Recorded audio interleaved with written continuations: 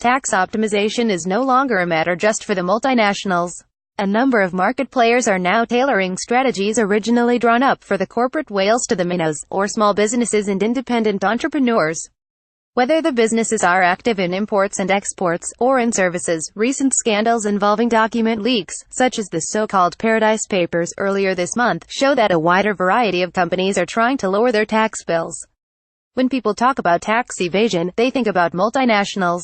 But the problem affects smaller companies, too, said Oxfam France spokeswoman Manon Aubry, noting that owners of several small and medium-sized firms have also been caught up in scandals recently.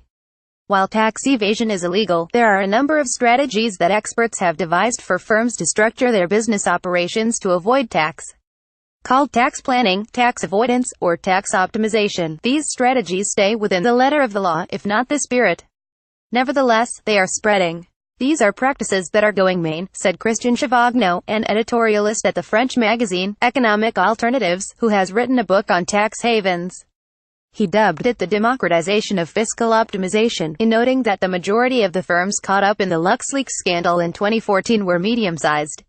Nevertheless, given the opacity of the practice, it can be difficult to measure exactly how widespread it has become.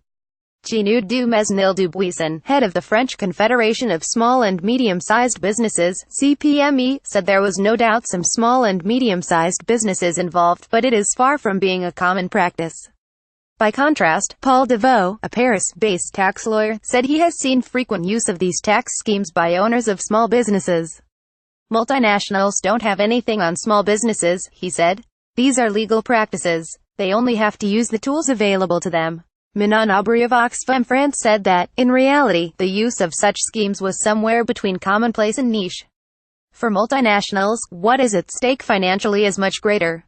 But the cost of access to these schemes is sufficiently low to make them interesting to small and medium-sized businesses, as well, she said.